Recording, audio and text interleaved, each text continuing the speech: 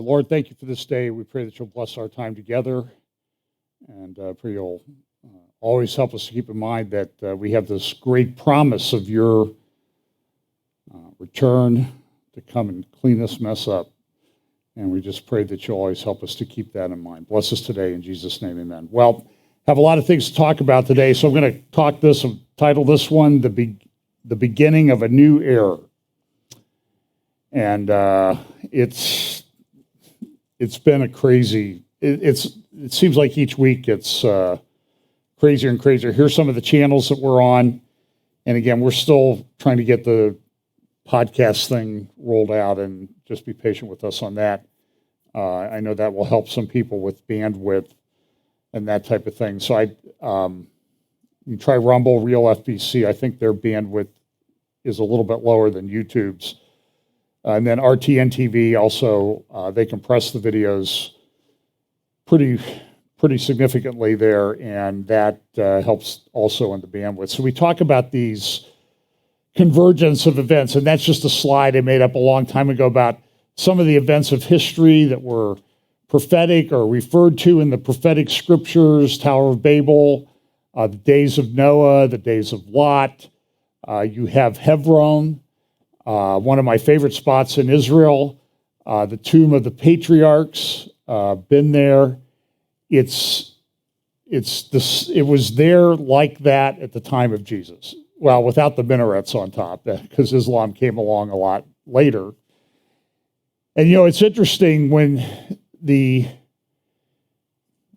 Jewish writers look at the Bible, they see a pattern, and then that's a prophecy. So pattern is prophecy.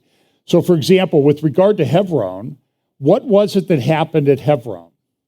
Well, the big dispute, at least there in the Middle East, is between the Jews and the Arabs, right? So who were the Jews the descendants of? Well, Abraham. But who were the Arabs the descendant of? Abraham.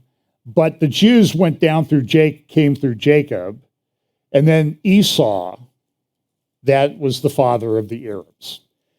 And that dispute, and they, as you probably know from reading the scripture, Jacob and Esau didn't really get along. But it's interesting that what happened at Hebron, though, some of the rabbis say that's what's going to happen in the future. Because what happened was, Jacob and Esau had a split, but when Abraham died, they came to Hebron and they reconciled. And so while you see, and if you go to Hebron today, you will find there's a small group of Jews who live there, probably maybe 1,000. And then Hebron itself is probably the second largest city in Israel, Arab city in Israel, maybe the largest. But the city is incredibly divided. I mean, I'm talking like gates and turnstiles and fences and cages that you got to walk through to get from one part of Hebron to the other, closed streets. But it's interesting that in the midst of that incredibly divided city, I mean, it's unlike anything else I saw in Israel. I mean, no man's land there near the tomb of the patriarchs. But that is where the pattern of an eventual reconciliation is seen in the scriptures because of the reconciliation of Jacob and Esau. It's a very interesting thing. So things are happening very quickly. Again, I see this, I love the score. Someday I'll do a better one to show how everything in prophecy, it's all these different parts, but they're all harmonized eventually. But we don't necessarily know that to be the case. We know this, I use this scripture every week about at the end, the wise will understand. And we have these horsemen that ride out. And so there's, every time I mention this, I get in trouble. Somebody doesn't like what I say because they have it right. And that's fine. You're entitled to your opinion, and you're allowed to disagree with me and still be my friend. But it's interesting is, how do we know that these horsemen are riding? And when can we say, yeah, this horseman is riding? Now, some people say, well, it has to be within this last 7-year period of history. And I do not like the term tribulation period, because I think that term is incredibly confusing. And some week I'll explain why I think that's confusing. And so I call it the 70th week, or the final 7 years. But then when we get into that period, how do we know that that horseman has ridden or started riding? So, I mean, because look at some of the way it's written. So the first seal, the conqueror, and of course I don't have my white horse on there yet because I'm reworking that one. But the first seal, now I saw when the land opened one of the seals, and I heard one of the 4 living creatures say with a voice like thunder, "Come and see." And I looked, and behold, a white horse. He who sat on it had a bow, and a crown was given to him, and he went out conquering and to conquer. So when do we say, okay, this is the first horseman? Because it says he goes forth conquering and to conquer, which indicates a process. In other words, he doesn't ride out and conquer everything the next day. And there's no indication that he finishes the conquering before the second seal opens. And I think they're progressive, and I think they sort of increase in intensity all the way till the end of that last period of history. And when he opened the second seal, I heard the second living creature say, "Come and see." Another horse, fiery red, went out, and it was granted to the one who sat on it to take peace from the earth, and that people should kill one another, and there was given to him a great sword. So when do we say, okay, now this is the second seal? Because people are being killed. Well, people are being killed all over the world right now in different wars and disputes. Like, there's this big war going on in Ethiopia. I mean, you don't even really hear about it, do you? I mean, it's a major civil war.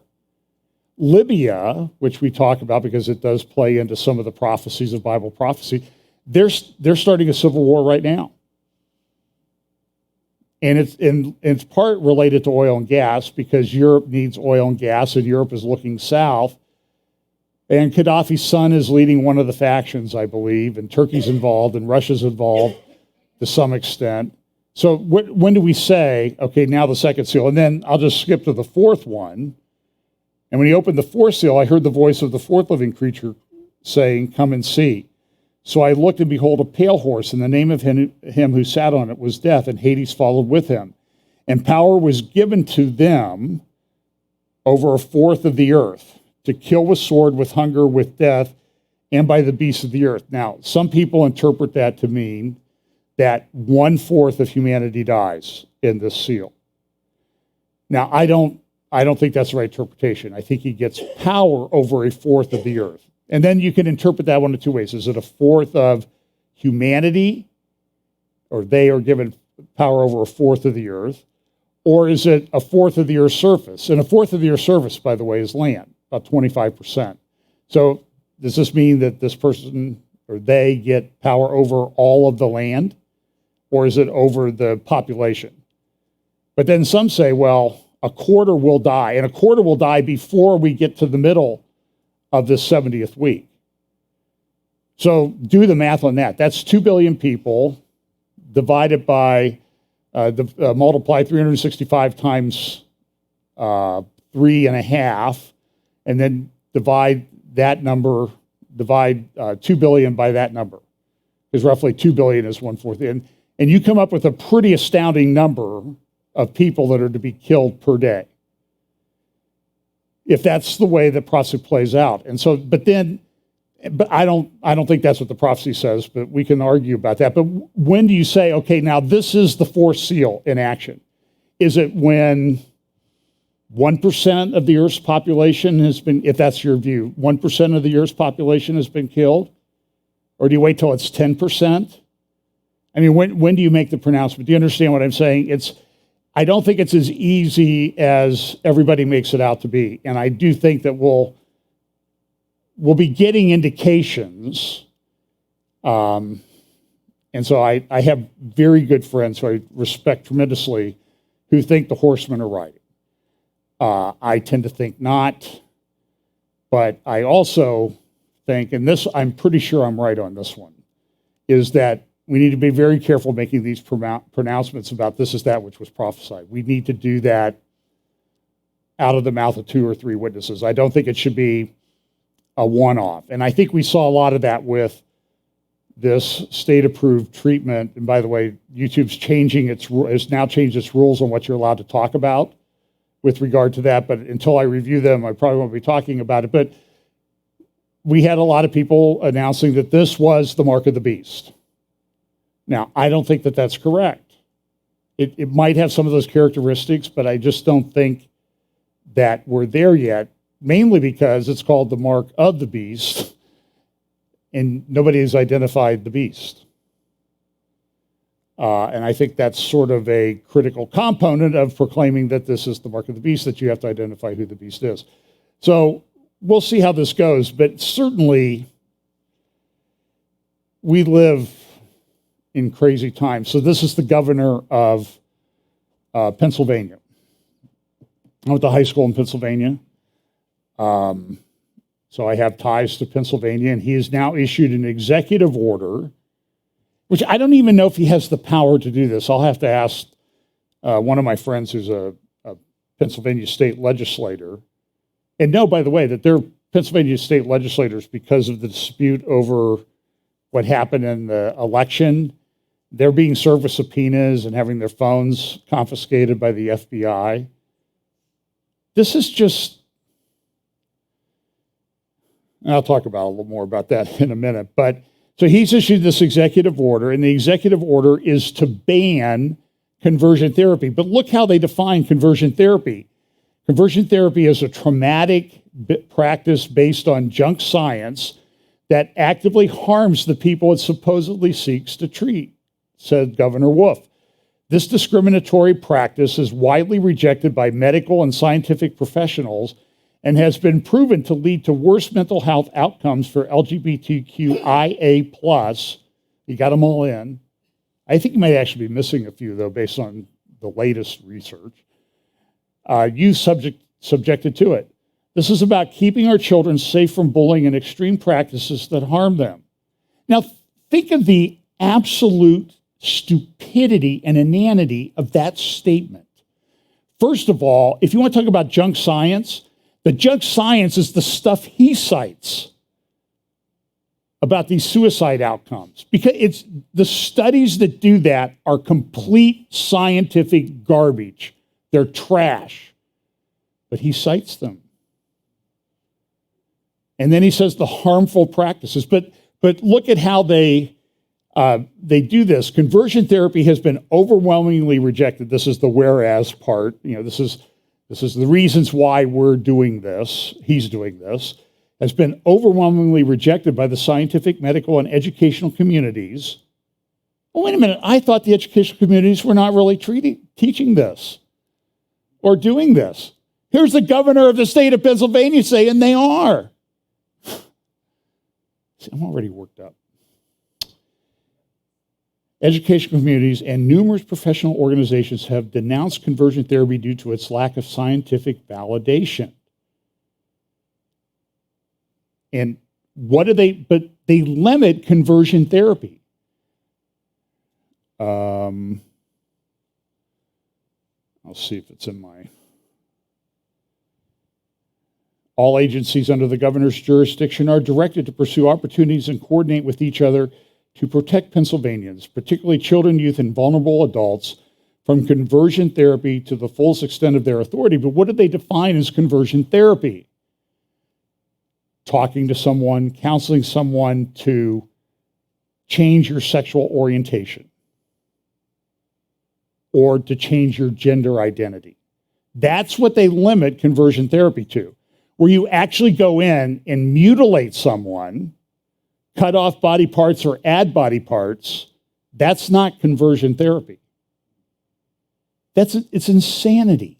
It is absolute insanity. So when you read Romans chapter 1, and it says that God gives them over to a reprobate mind, poster child for reprobate mind right there. Now pray for salvation. And I see people say pray for those in power. We should pray for those in power. But I'm not so sure that it's not incorrect. Pray for their salvation and pray that they be removed from power. I think that's fine. Right? I mean, we can try to have good leaders. But here's a study from UCLA, conversion therapy and LGBT youth. And I think maybe this is where, conversion therapy, also known as sexual orientation or gender identity change efforts. You see how they limit it? They play in these little games with the language. It's just identity and this that you're not allowed to change. But, and this is where it gets insane, is so your orientation and identity is fixed at birth, but your physical characteristics can be changed. The whole thing is just completely insane. Here's Christopher Rufo talking about radical gender theory coming to the heartland. You got to follow him at City Journal and ChristopherRufo.com or whatever his website is. Talk about here's Springfield Public Schools in the middle of Missouri and engaging in enacting this radical gender identity, transgender program in the schools. And then people will stand up and say, well, we don't really do that. But you can go, and Christopher is great because he downloads all the documents. And you can download them and look at them. Now, this is kind of an interesting letter to the editor. This is August 18th in the Washington Post. It's in the family section of the magazine, it's sort of like Dear Abby, seeking advice. So it's written, anyway, my teen says they're non-binary. How do we know it isn't a phase? Now listen to what this mother says. 5 months ago, my 16-year-old daughter approached my husband and me and informed me that she is non-binary. We're not sure what to do with it. We think it may just be a phase. She and all of her close friends, 7 total, are all identifying themselves using the monikers bisexual, non-binary, trans, polyamorous, and a whole host of other words that have sent all the parents to the dictionary. Now, she changed. Do you think there might be some social influence going on here? And what they're doing, they're finding these things in clusters, usually among young girls. This is what happened in the UK. They found these clusters. But it's natural, everybody's born with it.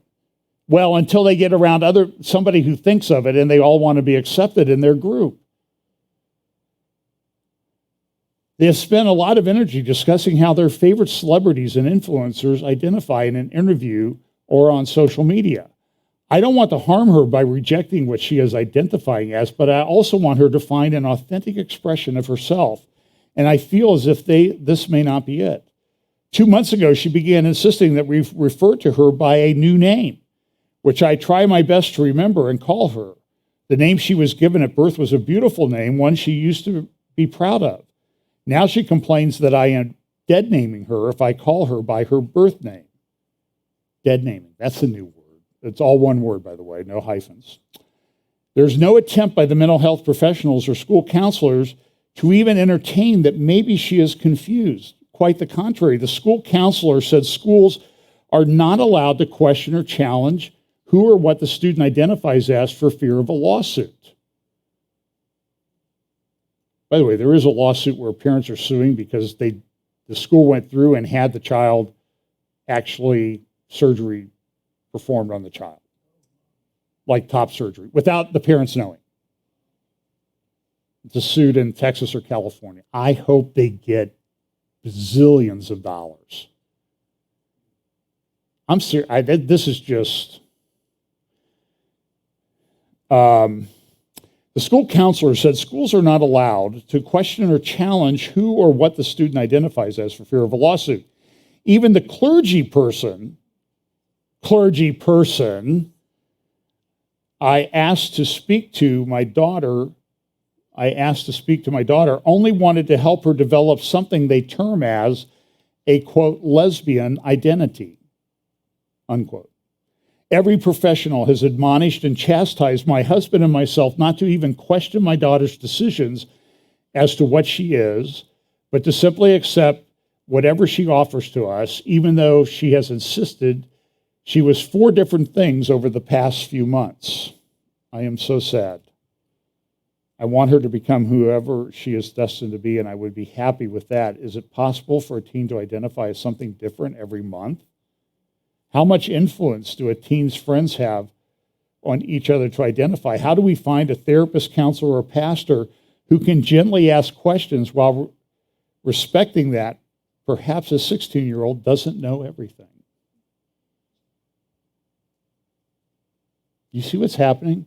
It's a wedge to drive a wedge between parents and children. And this is tied in to the whole transhumanism thing, this concept they have. They want to augment and improve humanity, sometimes by implants and that sort of thing.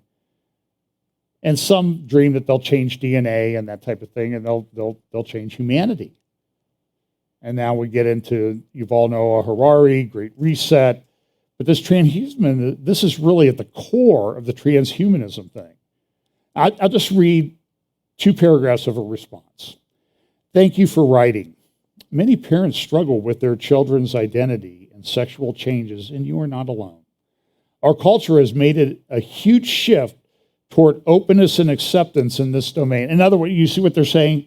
You see the lie here? It's always been like this. We're just more open and informed and enlightened now than we were before. We're on this great progression where we're bringing in this great age of enlightenment.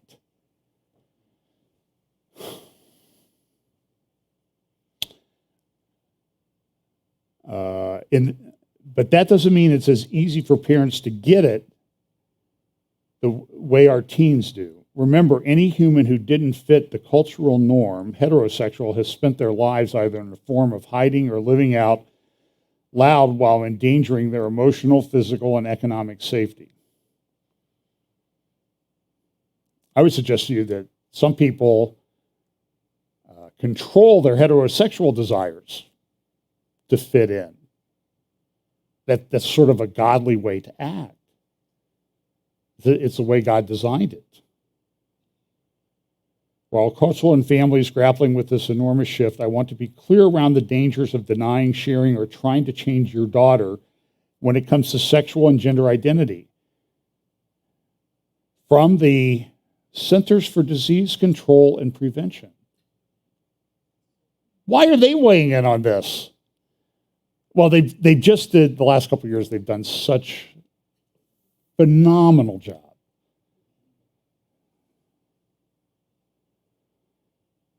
This is a quote, LGBT youth are at greater risk for depression, suicide, substance use, and sexual behaviors that can place them all at increased risk for HIV and other sexual transmitted diseases. Nearly 1/3 of LGBT youth had attempted suicide at least once in the prior year, compared to 6% of heterosexual youth. By loving and fully accepting my child, I am helping them to love and fully accept themselves. That's your attitude should be. This is just troubling. Now, I want to give credit and kudos. This is a genetic or molecular biologist at a debate of all places, University of California, Berkeley, where they were talking about this.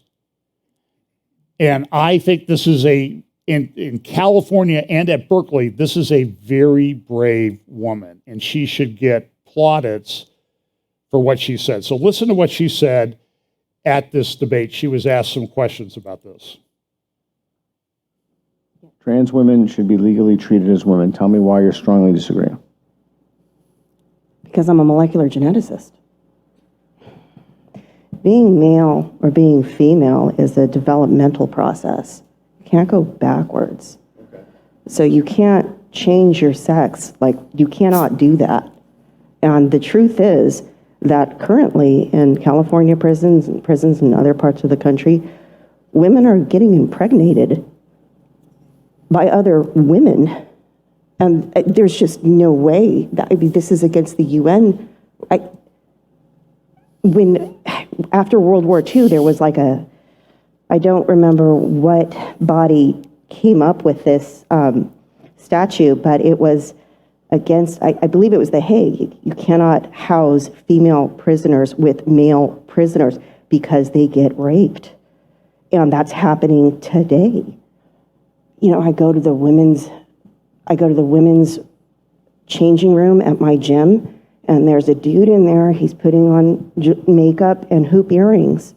And this is not something a woman does when she goes to work out. Nor do women beat each other to death, but men do. You know, and it's so sad that women have internalized misogyny to the point where the man's comfort takes precedence over the woman's safety. There's a reason why they don't want to be in men's prisons, because men beat each other to death. Women don't do that. What, if anything, would cause you to move to the disagree? And is there anything you heard here tonight that would convince you to move one line over? It's okay to say no, I'm just trying to figure this out. No, I have figured it out. And you're confident? I am as confident as I am that this is my hand in front of my face instead of yours. There is absolutely, this is the most insane thing that has ever happened to me in my life, that women are feeling now. Hey, pray for her, you know. That took courage. At Berkeley, go, madam, go. But you even see how she was, like I do sometimes. I don't know the words to really say to express my feeling about this. I saw an interview with a lady the other night. She's 80 years old, and she lives in the Olympia Peninsula of Washington, and she went to the YMCA. Have you heard about the story? And there was a guy in there, a trans guy, claimed to be a woman, watching little girls undress and get dressed. She went and objected. She said, this is not right. You know what she was told by the YMCA? You are banned from ever coming here again for life. Because they're enlightened. They figured it all out. And she's right. Look, I worked in a prison, and guys in prison beat other guys in prison. It happens. Now, I think it happens in women's prisons too, but there's a statistical thing there. But now they're putting men in women's prison because they identify as a woman. And guess what they're now finding in the research?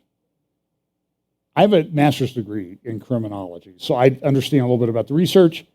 They're finding out that when the men leave prison, they go back to being men. It's a scam.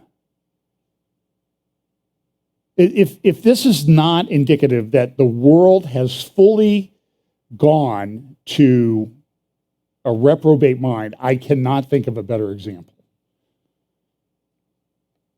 I could give you 100 of these every week.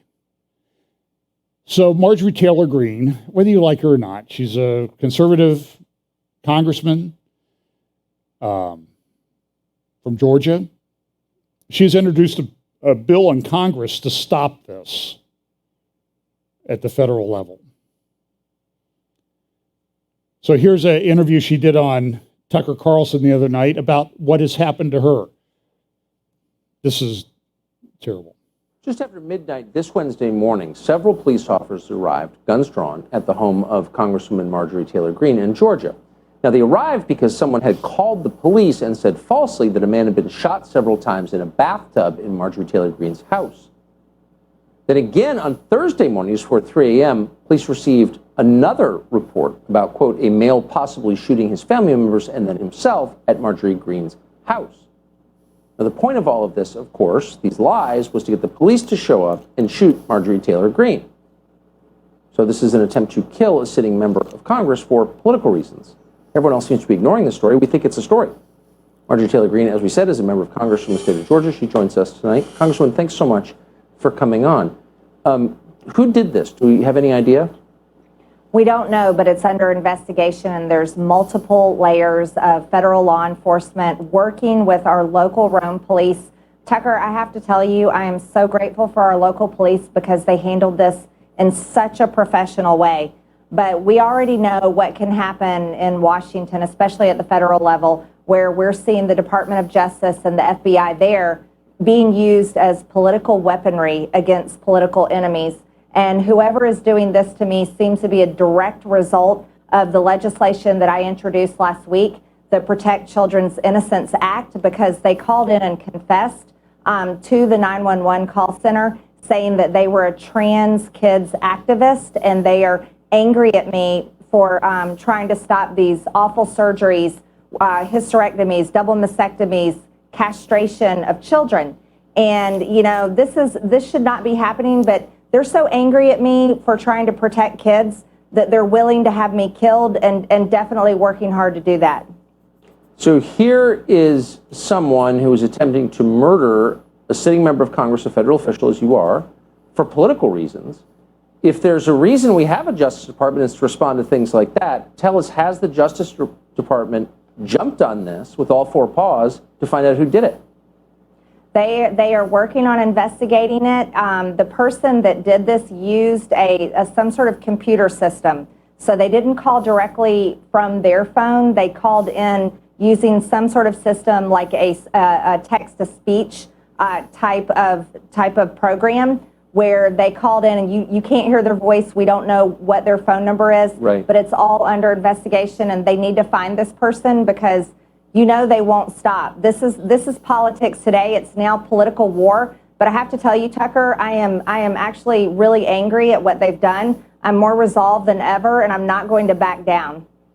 I believe you there. A rhetorical question. What's it like to be woken up at 3 in the morning with police officers at the door, guns drawn? It's terrifying. It's terrifying. Sound asleep. You hear a doorbell, knock at the door, seeing flashlights, open the front door to guns drawn. And you're shocked. You don't know what's happening. And then the police are having the same situation. They don't know if they're responding to a horrible incident where someone has been killed or possibly could be killed. But they're there to do their job, and they quickly figured out that I was swatted, and it's happened twice now. If you'd thought it was a home invasion and showed up with a gun, you would have been shot to death. So, and that, of course, absolutely is the point of it. Really a shocking story, ignored. Congresswoman, I appreciate your coming on tonight. Thank you very much. Here's another Thank you, interview Tucker. that she gave on the same subject. Can you believe, Brian, that someone wants to kill me because I want to protect kids from a surgery that permanently changes them for the rest of their lives? Hysterectomies where they can't have children, castration where they can't have children, double mastectomies that scar them for life, hormone therapies that will change a young teenage girl's voice to sound like a man, and it can never change back. Puberty blockers for 11-year-old little boys that is like chemical castration, the same drugs they will give to sex offenders, chemical castration that will hurt them for the rest of their life, hurts their bone density, has all kinds of side effects. Someone wanted to have me killed, wanted to have the police murder me because I'm trying to protect kids. And she said that she got up. She usually keeps a AR-15 or AK-47 by the bed. She usually picks that up. But at the last second, she thought, I'm not going to take my gun with me to the front door. This is America in 2022, my friends. So I was reading through different children. Can you believe? I was reading through some of the Twitter feeds. Do you know what they're doing to her? There was remember on January 6th, there was a bomb planted outside the Democratic National Headquarters. And they have video of the person walking to the headquarters. It was released. A lot of video that hasn't been released, by the way. A lot of video. Just release it. We'll figure it out. We're smart people. Oh, no. That wouldn't fit what? The narrative, right? But do you know that somebody released security footage from the same camera showing her walking by the same area one day? And now everybody, all these lefties on Twitter are saying she must be involved in that planning of that bomb. I'm telling you, folks, you have to understand, this is not the America that you knew a year ago. It's not. Certainly not 3 years ago. So, and this is indicative. Look, there's political disruption everywhere. Here's Liz Truss. Looks like she might be elected prime minister of the UK, but now there's word that Boris Johnson might come back today. He's still available. So you have that. You have it. Brazil is in the midst of a political campaign season. We're in it, and this is one of the craziest things I've ever seen. Biden came out. He has no constitutional authority to do this. You will not hear that on CNN. You will not hear that on MSNBC. But there are old tapes of Nancy Pelosi saying out there the president can't issue an order to forgive student debt or forgive debt. Where's she at now? I saw her husband didn't get jail time for his drunk driving thing. I was surprised he didn't ask for it, just to get away for a while. But this cost of this will be somewhere between $300 billion and $1 trillion. And what's the message that it sends? Go out and take out all these big loans. Go to Harvard. Get your gender studies degree. And let the guy that's working at the Amazon warehouse, he'll pay for it. We'll transfer the debt to the public, so he's part of the public, so he gets to pay for it.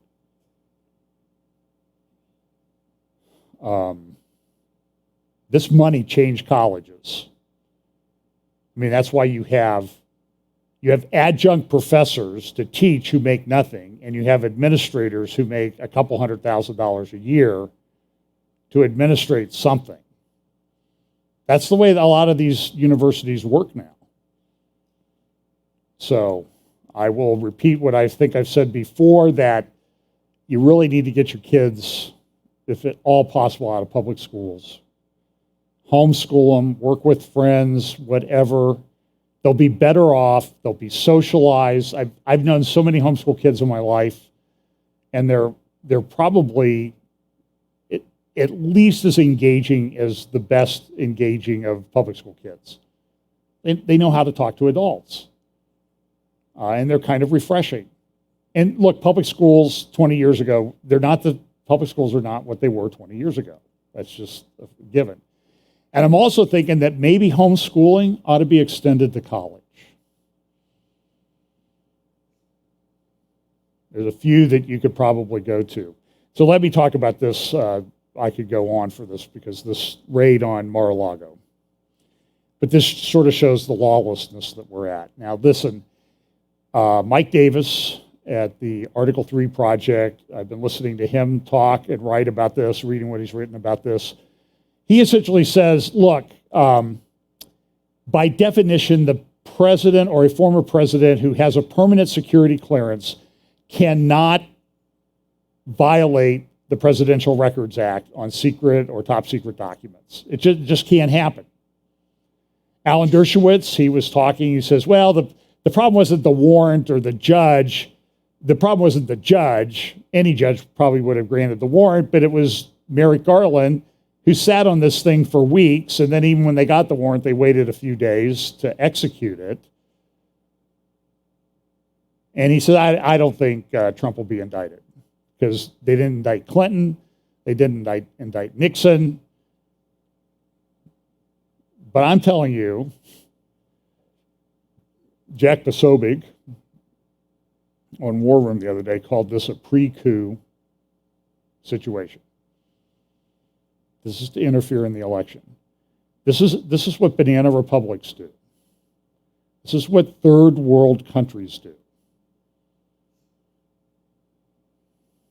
It's unbelievable. Of course, the Financial Times, they said, it's just perpetual chaos. So here's our, so the president went to Rockville, Maryland on Thursday and gave a speech. Somebody's running for Congress. And in that talk he gave, now I'm a pretty good researcher. I can usually find something.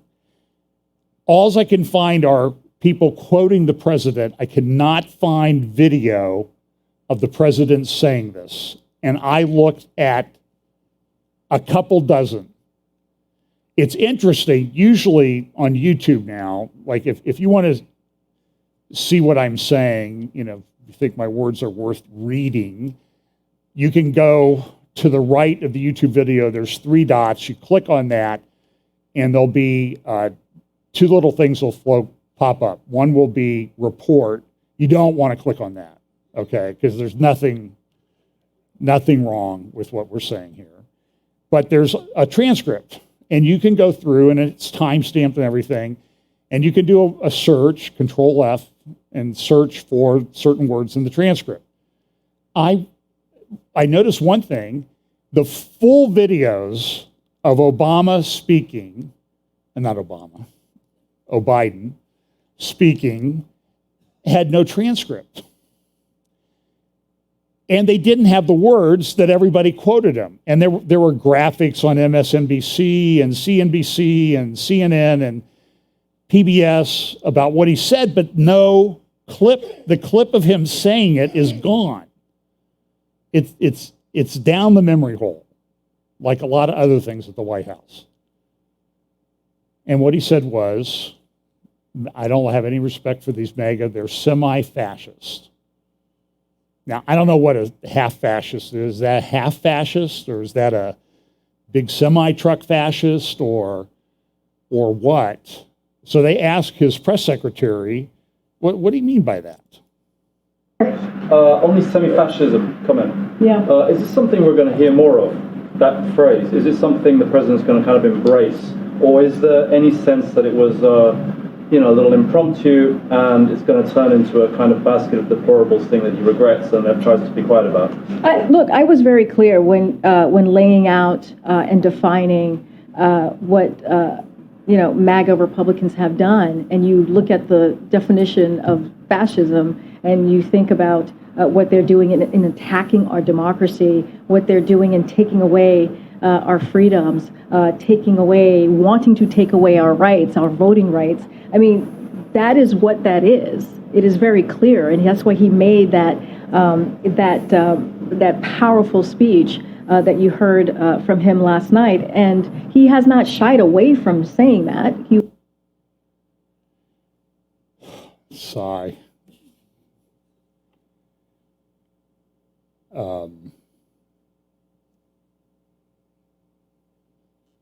It's unbelievable. It's unbelievable. They will always accuse you of what they're doing. By the way, she said they want to take away your rights. They want to vote this. Who controls the White House? Who controls Congress? It's not the Republicans. It's the Unitary Party, the Uniparty, because there's plenty of Republicans that do stupid stuff too. But unbelievable. Here's a graph on some of the things, the toll of skyrocketing U.S. student debt. So we'll just wave a wand and it'll go away.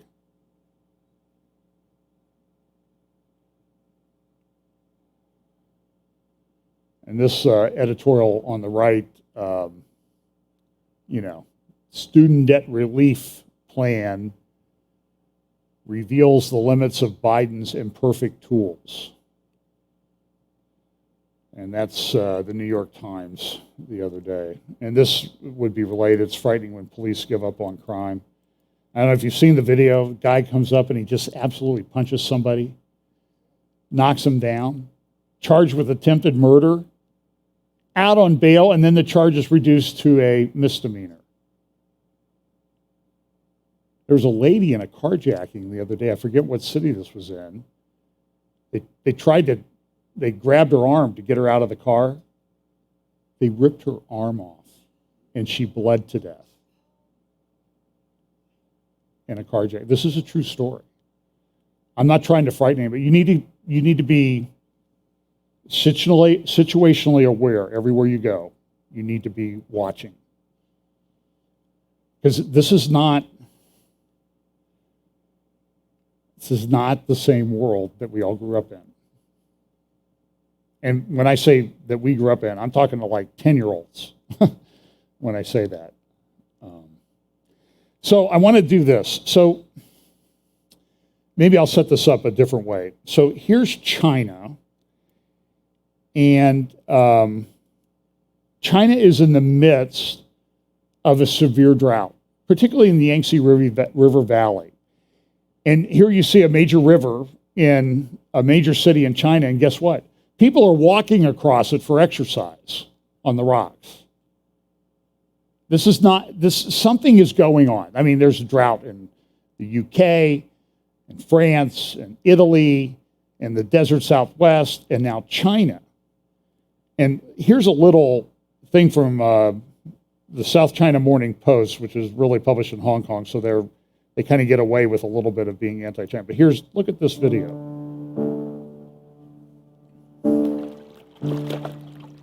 This lady's in a lake, the largest freshwater lake in China, fishing. The water used to flood over the embankment,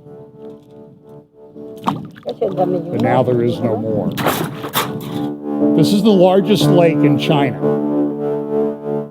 She travels 4 miles every morning and afternoon to reach the lake.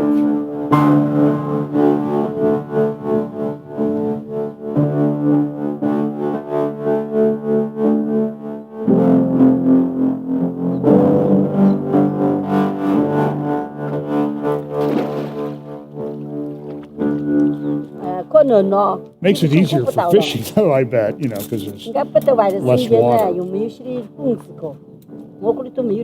So, but what's happening as a result of this with China? They're shutting down factories and everything because it's affecting their hydroelectric power. The Three Gorges Dam, which is the largest hydroelectric dam on planet Earth, it actually, the weight of the water there, when it's full, is enough to sort of affect the rotation of the Earth a bit.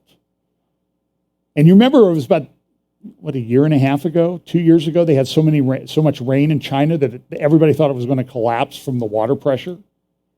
Now they're not storing water there. It's just sort of a pass-through, and it affects the hydroelectric generation. This is the largest hydroelectric dam on the planet. I'm just telling you, I don't know. Okay, some people think it's intentionally caused. Maybe God's doing it. We have to consider that possibility. God does intervene, but they're shutting down factories. I'm going to show you something. I think this is one of the next couple segments are kind of scary. So if you want to get up and go, outside and beat your head against a brick wall for a while and come back in, and then we'll finish up with, war in the Middle East or something. So this is Shanghai. This is marinetraffic.com. You can go and look at it, and you can set up on the left. There's little things you can click on, and you can set your filter. So this is set for tankers, oil, gas tankers. And China imports all of its oil because it doesn't really have any gas in oil or gas. So there's a lot of tankers. And you can zoom in and you can see the river there and the ports and everything along the river. Now, this is container ships. China's still a major manufacturing part of the world economy. We shifted everything to China. And they've taken over a lot. They have these institutes at the Confucius Institutes at a lot of colleges and universities here in the United States, and I'm sure a lot of those are spies. Because China is like, I don't know, I shouldn't say it if it's racist, but they just sort of, every time I look at China and what they do, I sort of have this, I remember that movie Independence Day, you know, where the alien spacecraft are going and just sort of sucking up all the resources and stuff everywhere, and planets throughout the universe. And I'm sorry, that's just, it's a fact. And they have this Middle Kingdom view, and they think they're going to rule the world. Now, Xi's, by the way, you talk about political turmoil, Xi's up for re-election as the head of the Chinese Communist Party. And it's not a dead certain thing. There's a lot of turmoil in China right now. Their economy is crashing. Their real estate is crashing. Their bank system is crashing. And that may be why they haven't invaded Taiwan yet. Now, they have a lot of military power. They got a lot of missiles and all this other stuff. But I'm just telling you is there are a lot of crazy forces at work in the world today. One of which, so here's tankers. So you have tankers, you have container ships, and here's a combined view, tankers and container ships. But then there's a new, I have not noticed it before, but it's a category called unspecified. So you can get fishing vessels. I mean, if you click on this, there'd be orange dots all over the place for fishing vessels. Because China eats a lot of fish. They go out into the ocean, especially when their largest freshwater lake looks like the pond in my subdivision. One of the ponds in my subdivision. So here's another one, unspecified. And as best as I can determine, these are ships that, like container ships, that have been taken out of service. And they are in gray. Here you go. They turned off the if you click on any one of those dots, it'll tell you the ship, destination, and everything. You click on those gray dots, and it just says ship moored here. And I'm pretty sure because China shut down with COVID, lockdowns, and that type of thing, they shut their plants. Those ships have nothing to pick up. So they've been taken out of service. Sort of like have you ever been out to Arizona, the Phoenix area on the west side? There's a big airfield there south of Interstate 10, and there are hundreds, if not thousands, of aircraft, passenger planes and that type of thing sitting there. That's where they're stored because it's the desert, it's dry, they put stuff over the engines, and then in the event that they want to put them back in service, it's not as expensive as if they try to store it in Columbus because they have to do a lot of things to it. It's a crazy sight. It's like the junkyard of airplanes, and there's got to be thousands of them. It's unbelievable. It's acres and acres and acres and acres. Look at it on Google Earth. I-10 west of Phoenix near Buckeye, Arizona, south of I-10. But these ships have had their transponders turned off. But they know where they stopped. So here's a picture of just the ships, the gray ones. Do you think we're at the end of the supply chain issue or the beginning? We're sort of in the middle. Here's one zoomed out so you can see Japan, Okinawa, and if you went up just a little bit more, you could see the Korean Peninsula. But look at all these dots down here. Look at them. There's hundreds and hundreds and hundreds of these ships just sitting there.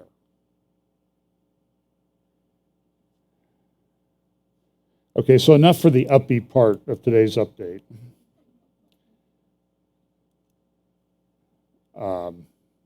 Head of the Federal Reserve went out to Jackson Hole. Beautiful area. You see the Tetons in the background there. We were there last summer or last fall. And he said, well, we're probably going to have to still raise interest rates. And you can see what the stock markets did. Boom. Then on the right, you see this gas prices at record high in Europe. Now, part of what's going on in China is encapsulated in a tweet by a very intelligent guy. He's a very unique individual, the richest man on the earth right now, Elon Musk, and he tweeted this the other day. Population collapse due to low birth rates is a much bigger risk to civilization than global warming. Mark these words. He's correct.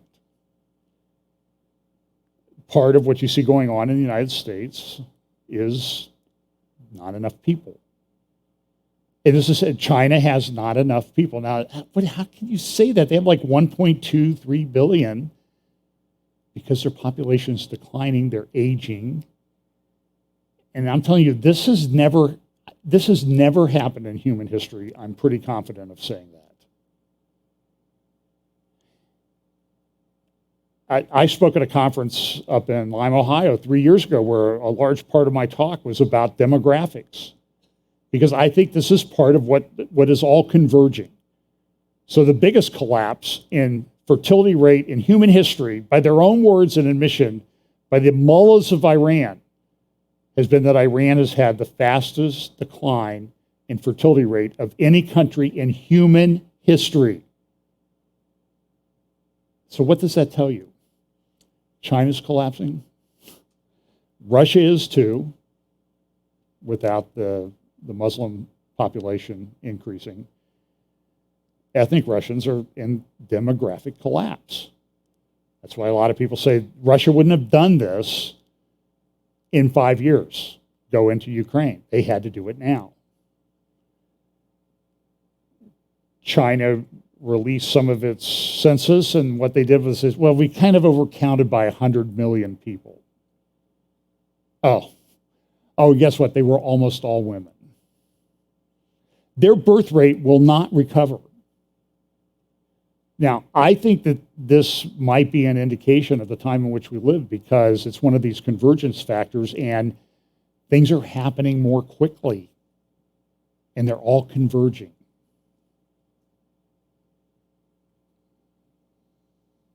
And so that means, I think, certain countries are more likely to do something before they really run out of people, like Iran and Russia and others.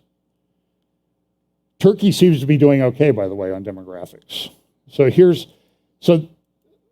this is part of this ESG stuff, repowering the West. So we're just gonna put windmills everywhere. That's Wyoming. We're gonna build windmills in Wyoming and ship all the power to California. And here's what California's doing. They have a new rule or something. We are going to be rid of gas cars by 2035. Assuming the wind in Wyoming and a whole bunch of other places blows all the time. This is insanity. Putin's flaring off $10 million worth of gas a day so it doesn't go to Germany. You're going to see some of the surging UK prices. Here is Germany front year wholesale baseload electricity price, and you want to look at just the last couple of months. And I have another chart here. Here's a UK wholesale electricity price cost. It's like 600 pounds per megawatt. In the United States, so the pound's worth about $1.3. So it's kind of hard to convert, but I'll just use it like it's dollars. So last year, megawatt cost in the UK were, well, you can see what they were. They're now 600. United States, we pay about $70, $80 per megawatt hour. Europe was paying about 3 times that. Now the cost has gone up, and so this is energy crisis are going to destroy vital. They're shutting down factories in Germany and the UK and other places, which means people don't have jobs to pay the higher utility bills, and which affects supply chains. So they're shutting down smelters and foundries and that sort of thing. Look, I don't want to. I suppose this could turn around. I'm not expecting it to. I don't know what to say. I'm just telling you that we are seeing the collapse of the world economy in real time. Now, it's kind of hard to do that, in Columbus, Ohio, where the economy is pretty good, but I'm just saying, look at the Guardian the other. So open space is even wider in London's empty offices. There's going to be foreclosures all over the place once those things cut loose. And it's going to happen in the United States. Year-over-year demand for office space, commercial office space in the United States, down 30%. In parts of London, 50% down. All those buildings, they're financed. They're not paid for. They're financed by banks. This is epic. But now with the increase in energy costs, see Germany slipping into recession, formerly the strongest economy in the European Union. Here's the headlines of the Guardian the other day. Lives will be lost. Incomes of poor households could be wiped out this winter. There's a guy named Martin Lewis, and he's been doing some interviews. He's sort of the consumer guy in the UK. And this was from the Financial Times a couple of weeks ago. I've referred to this before. And he's just saying I'm not going to say that an emergency is coming. The emergency is here. And people will die this winter due to high energy cap prices. In other words, it's out of control. So this is the Financial Times. People are going to die.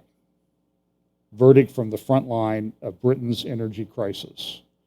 And so here's a big article in the Daily Mail. You can look it up. Emotional Martin Lewis warns that the big squeeze could be fatal for people who can't afford to heat their homes this winter. Now listen, I'm telling you that you go and read papers and you look it up and you're going to see a whole bunch of people saying, well, here's one article.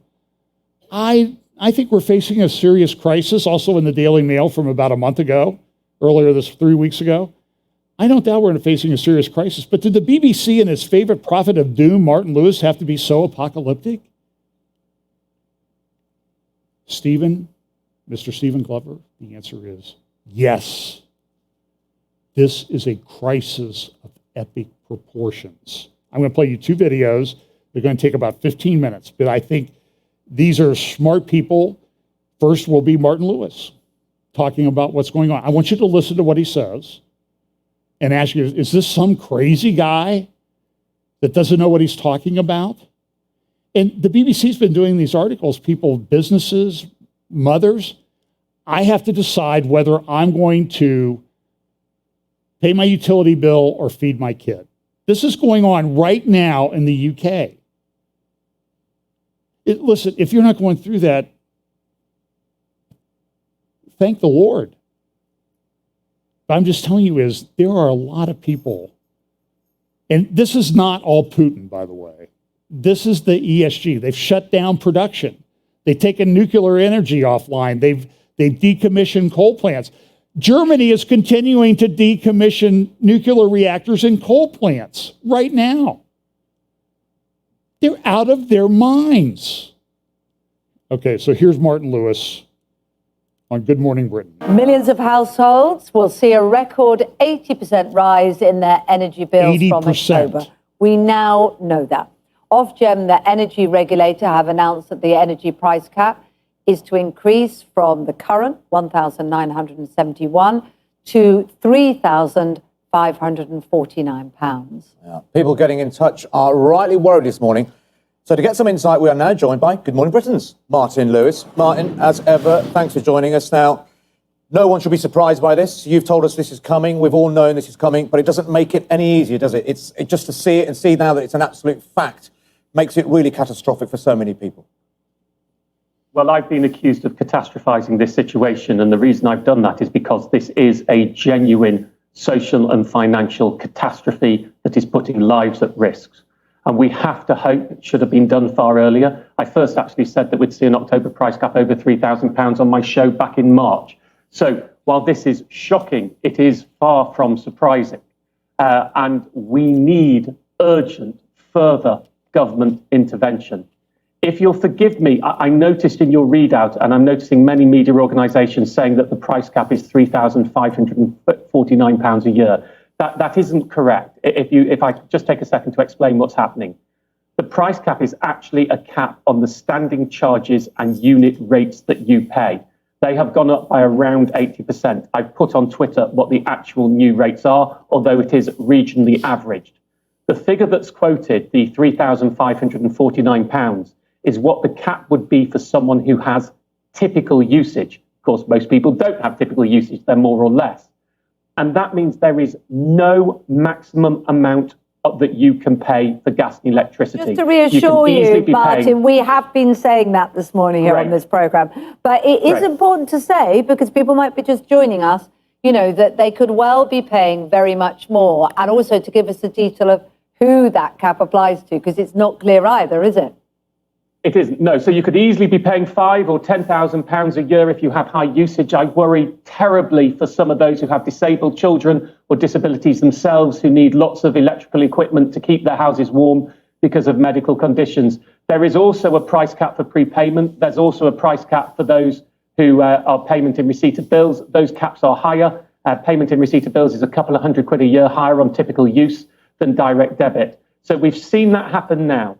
And I'm afraid to say it doesn't end there. The regulator, and I objected to this in consultation, but the regulator decided that the cap would move every 3 months, not every 6 months, and that is going to cost people money. The prediction now in January, I don't really want to say it, but the prediction now in January is up another 51% on top of where we are now. And that would take a typical bill on direct debit to £5,386 a year. And that is not such a crystal ball prediction because we are 7 months through the 10-month assessment period for the January price cap. Some have also talked about what will happen the following April. Well, that is much more difficult to predict as the assessment period for that hasn't started. So if we look at the totality across the winter, from October until March, you are probably talking on typical use an average bill of over £4,400 a year, typical pro rata. I mean, it is totally unaffordable. The help that we were promised back in May, that is coming through by the government, and I spoke to the former Chancellor days beforehand, and 80 to 90% of what I suggested was in the plans. That was based on a prediction for the winter of 2,800. Well, we're already at 3,550, and then in January, because then it was a 6-month cap, now it's a 3-month cap, it's going to be, on current predictions, £5,400. As you can see, that means the help that is being given so far is a drop in the ocean. So you can go look at that. He was also on the BBC. Make sure you have your Xanax handy to listen to the full interview. And so here, reminder style scare stories risk talking us into a recession, blasphemous bosses. So there are people come out and say, it's not that bad. It's not that bad. We're putting things in storage. They're talking about blackouts. So here's Germany and France. This will, you see where their energy prices are? So we're talking about $70, $80 a megawatt. maybe they were at 200. France is hitting 1,000 euros per megawatt. Germany is approaching 1,200. It's up like 10 times. So, by the way, everybody who's appeared on the show today is getting special guest prophecy update status, except that person who does the White House press briefings. This is frightening. So this is a chart that shows where electricity for Europe was generated in 2021, nuclear, gas, coal, wind, hydro, solar. Look at wind and solar. It's not even 20%. They're going to make it all, and it doesn't work all the time. Remember Texas? Oil-rich Texas had an energy crisis a year ago. It was unbelievable. And they're trying to shrink that. It's a scam. Here's Emmanuel Macron. He's talking. Look at what he says. What we are living through is a time of great upheaval. Firstly, because we are witnessing, and not just since this summer, but over the past few years, the end of what we might have seen as abundance. And for those who enjoyed it, it is also the end of a carefree time. Our freedom, the liberty to which we have grown accustomed to in our lives, has a price, and sometimes when we have to defend it, we have to make certain sacrifices as we fight to defend it. And so this is kind of Emmanuel Macron. By the way, after he did this, he was filmed down at one of the President of France has access to a palace home, big home down. It's either on the lake or down in the south of France, and he was out jet skiing. So here he sits. The era of abundance is over, as he says, sitting in his gold-edged office or whatever. It's sort of his Marie Antoinette moment. You guys, the era of abundance is over as I sit here in this gold-edged palace. Here's Germany. They're trying to store gas. The black line is what they've stored so far. And the question is, are they going to get to the blue line, which was the average in 2011 to 90% of their storage full, when Russia's shutting off the gas? But if Russia's shutting off the gas, what do they do? So here's Dave Walsh. You can follow him on Getter. This is about 7-8 minutes. I just think you need to listen to him. He's a really smart guy. He's built energy plants all over the world. He was on War Room yesterday, and they started talking about the France, and you'll see the chart there for France and the increase in costs. And Dave will explain some of what's going on. Look at that chart. Explain that chart to me about what France is looking at, Dave Walsh. This is forward wholesale electricity prices reaching now $1,000 per kilowatt hour. Typically over here, they're in last 6 months in the range of 70 to 80, just to give you an example, in North America. Only 10 days ago, in Western Europe, they were about 550, which was, again, nearly 8 times the U.S., 7 times the U.S. level. But now, over the past 10 days, have skyrocketed and blipped to $1,000 forward electricity wholesale prices, which eventually translate right into retail prices and industrial prices, which is deadly. And this is where you get rates that people can't afford, and government stepping in, as it's done in France, to put caps on rates, bankrupting EDF, where the French government now takes over EDF. And in the UK, this horrendous situation, they're already subsidizing about $240 a month for excessive power bills. It went up 54% in the spring, and now projected to go up another 80% next month. In the UK, they're talking about doubling the subsidies that folks are provided from the government. But, long run, that's not a solution to the issue. And if I have 2 minutes, I'll just talk about where Europe had been. Where Europe had been as recently as 2006. I was building big plants over in Salt End and Dam Head in the UK, conventional, 100% of the time, baseload energy, combined cycle plants. A big one in Ireland, 7 in Spain. Europe generally, Western Europe had about 25%, accounting for France on the high end, Germany on the high end, average. 25% nuclear, about 40% coal, about 20% gas-fired power base. for electricity, and maybe but 9% hydro. Renewables maybe 3-4% back in 2006.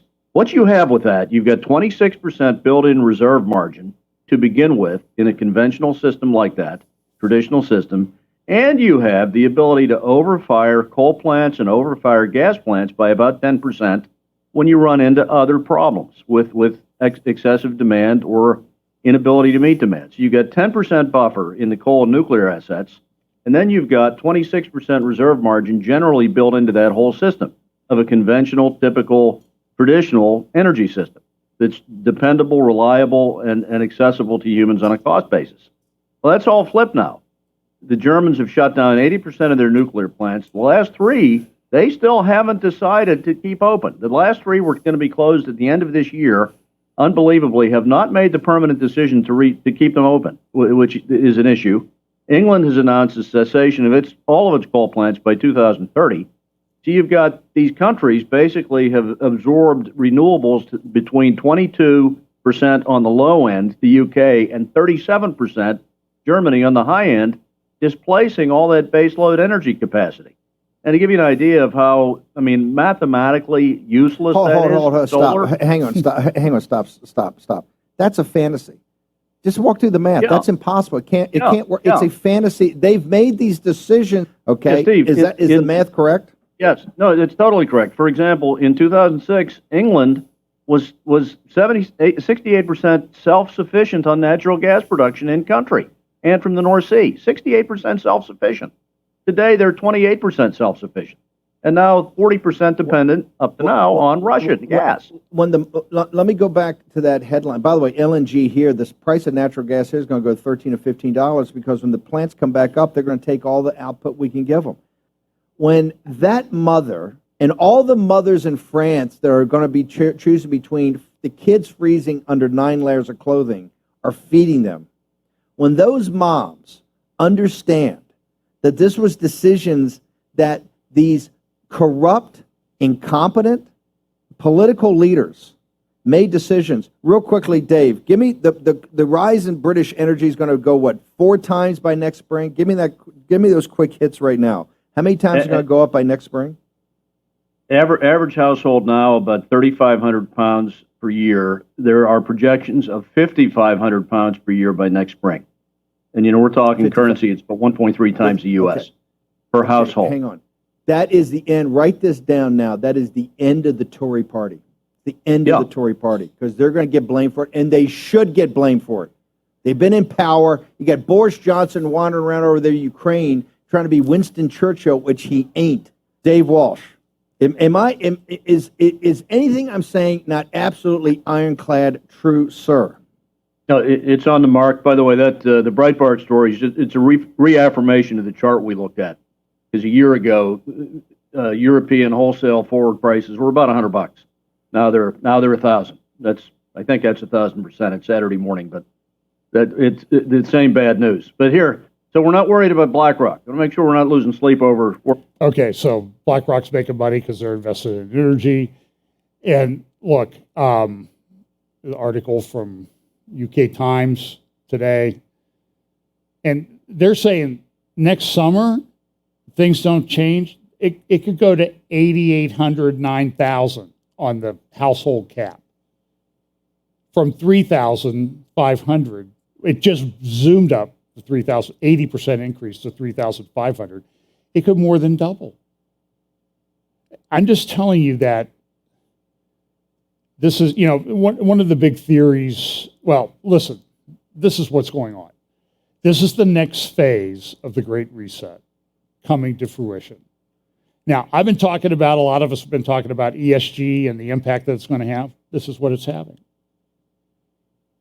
The Greens, largely funded by Russia and Saudi Arabia. Oh. So that's what's going on.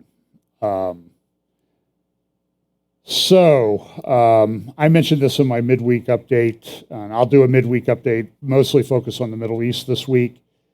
But, this Alexander Dugin, who we've been talking around here for 8 or 9 years, and the influence he has on Putin, often referred to as Putin's brain or Putin's Rasputin. He and his daughter were leaving a conference. They were supposed to go together. She took his car and it exploded, and you can see from the video, there's a screen capture, and you see him there holding his head as his daughter's just been blown to smithereens. She received a hero's funeral in Russia, and now there's all this speculation. Was it Ukraine? Was it the CIA? Was it this agency or that agency? And some have even suggested that Dugin had sort of worn out his welcome with the Russian regime. And so this would be a good time to get rid of him, and you create a martyr at the same time, because you can blame it on somebody else. And they've already blamed Ukraine, so who knows what's going on. So I'm going to just do two or three quick things. This continues to be an issue. The gas fields off the coast of Israel and the demarcation boundary line dispute between Israel and Lebanon, and Hezbollah is stepping in. This is the Hezbollah view of what Israel is doing. They are taking Hezbollah and Lebanon's gas like an octopus. So there's been drones flying. There's a lot of things. Amos Hochstein was in Israel, Lebanon. He's supposed to go back, I think, this week or next.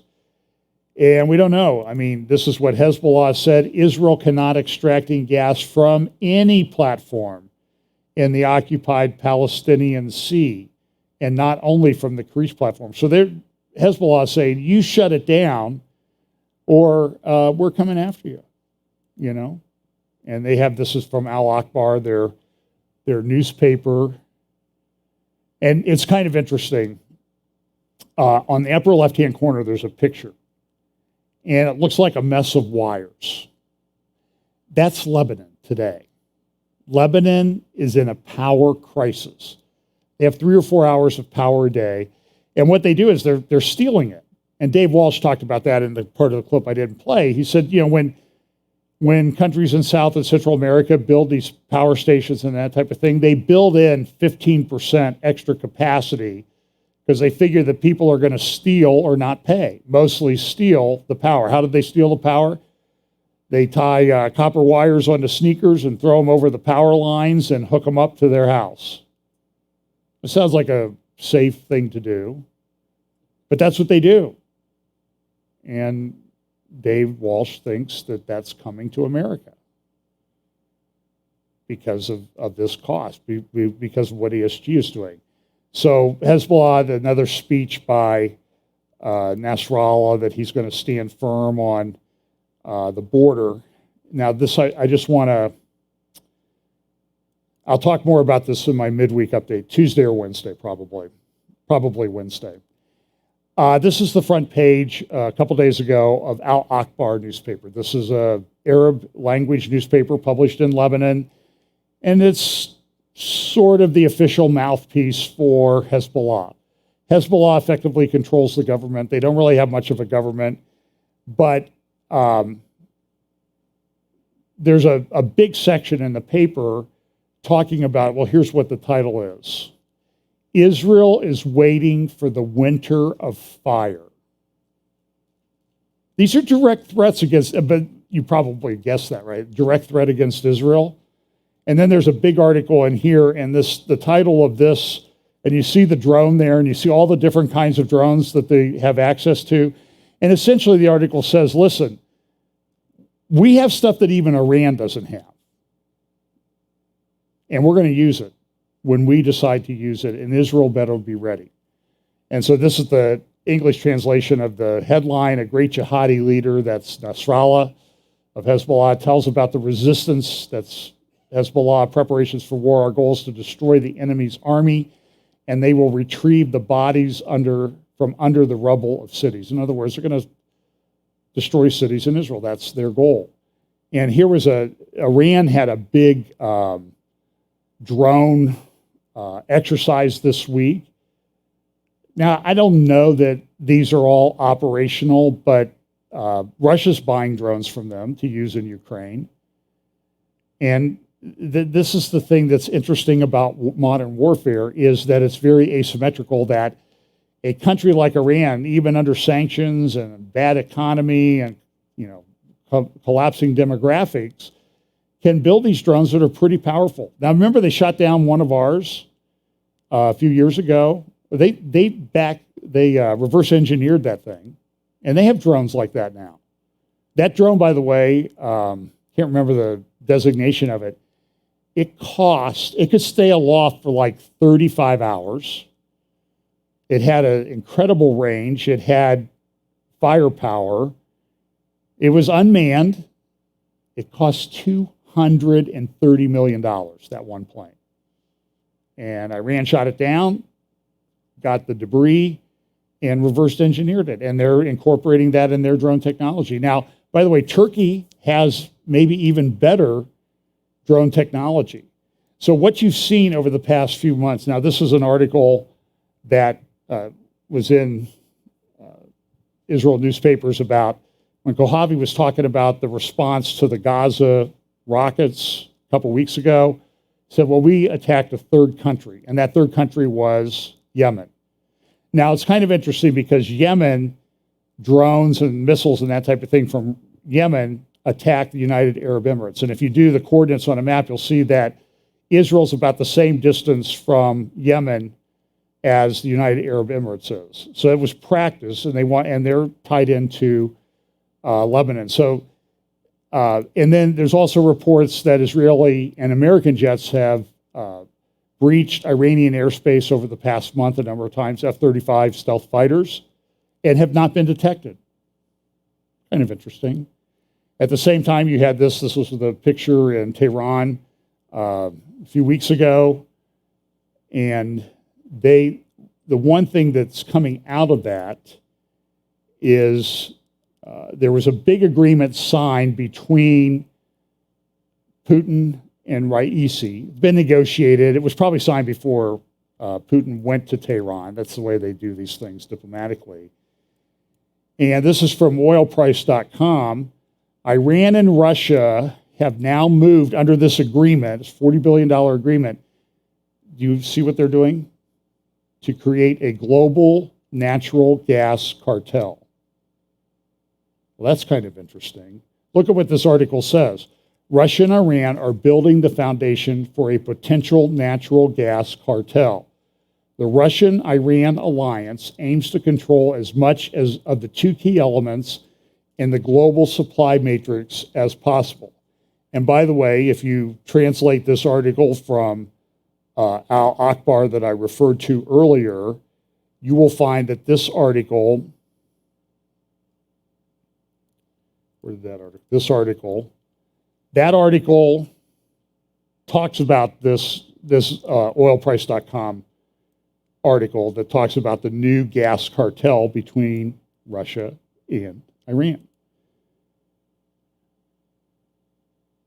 And this is an early article. Russia's new gas deals with Iran are a threat to the West. And so there's all this gas and oil. So the red is gas, the black is oil. This is an older map. It doesn't have the stuff in the Eastern Mediterranean, but it's mostly focused on the Persian Gulf and Caspian Sea regions. And the big red thing there in the middle of the Persian Gulf with some black in the middle, that's the Pars fields that are jointly owned by Iran and Qatar. But the belief among the oil and gas people is that this agreement between Russia and Iran will be used for Russia to get around international sanctions by shipping its oil through Iran. And Iran's going to come on the market. At the same time, there's also this guy sort of involved. And the Iranian nuclear deal, the title of this article is, The Iranian Nuclear Deal Shuffles the Cards, Moscow, Riyadh, the oil alliance will remain. So there's this relationship between Moscow and Saudi Arabia.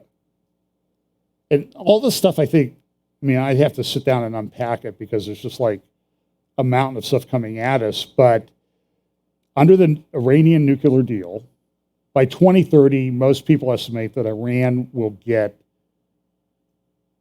$1 trillion. Now, look at what they've done with the $150 billion that Obama gave them back in 2015. What do you think they're going to do with $1 trillion? They're going to cause havoc all over the world, particularly against the little Satan and the great Satan. And so the question is something going to happen?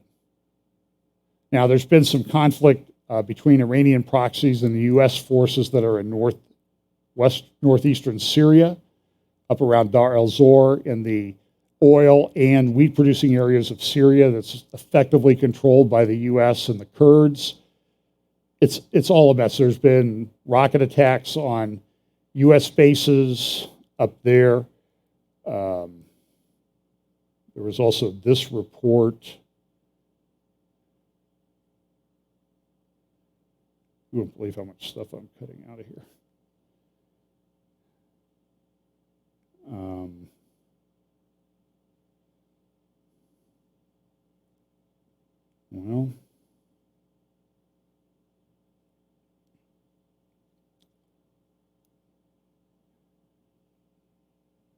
Well, here's a good example.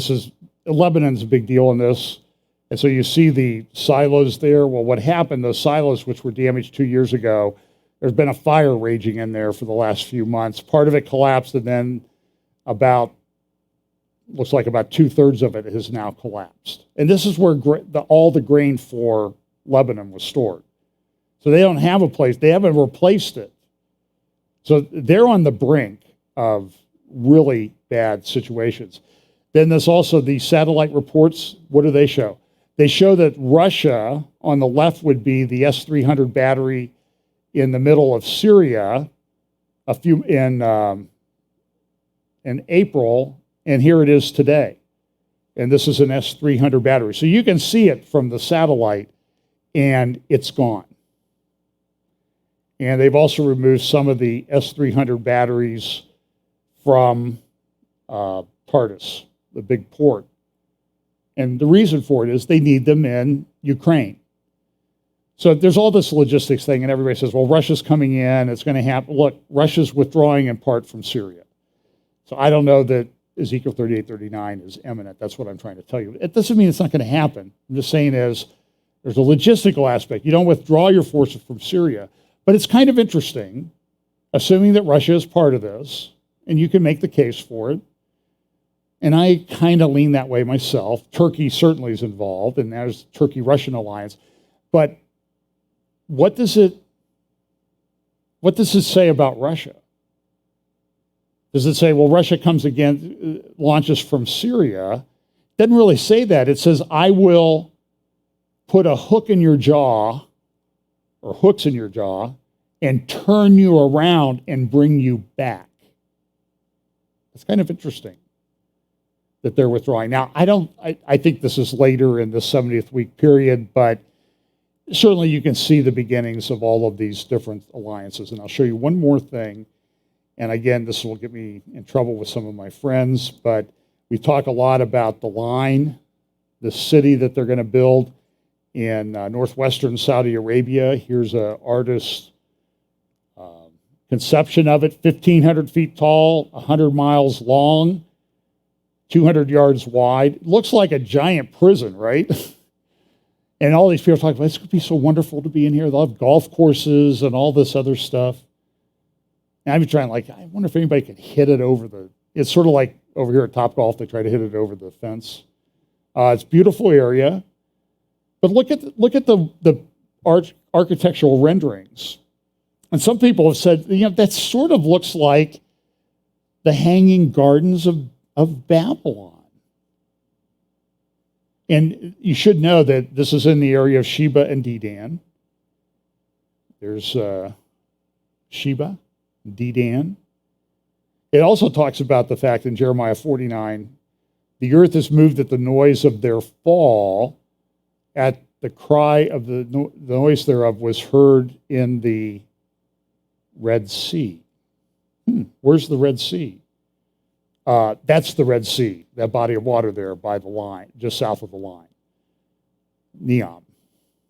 And so here's a rendition of this. But it's interesting, in the Financial Times, I mentioned this in my midweek update. The architectural critic. Now, look, everybody argues about, is Babylon America? Is it Rome? Is it rebuilt in Iraq? I have a lot of friends who believe that. But there's a logistics thing. So they're starting to build Neom. Some people think Neom is a candidate for Babylon, and I'm not going to dismiss that out of hand. And it's just kind of interesting that the architectural critic for the Financial Times, I'm closing with this, said this in reviewing. He says it's a dystopian city portrayed as utopia. And I agree with him. It's kind of creepy, but everybody's really excited about this. It's advertised everywhere. This is what he said.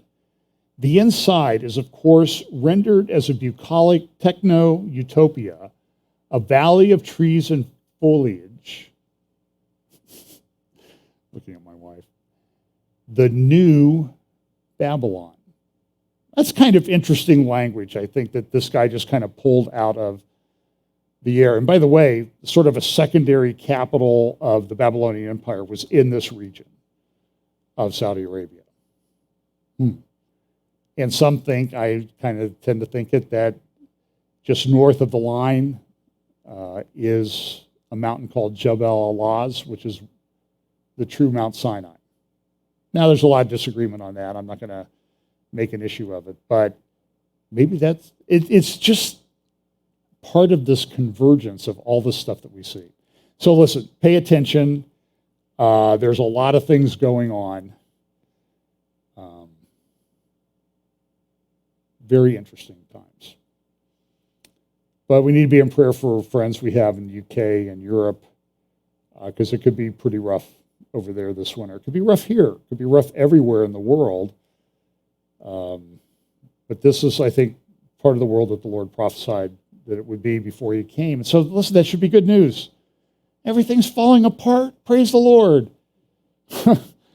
I know, it's kind of a different perspective, but, listen, look up. Let's pray. Father, thank you so much for your word. We pray that you'll bless our weeks. I pray you'll help us always keep in mind our duty as Christians to share the gospel and stand firm in the faith. I pray you'll give us the power of the Holy Spirit to do that in what are clearly very evil times. Bless us this week. In Jesus' name, amen.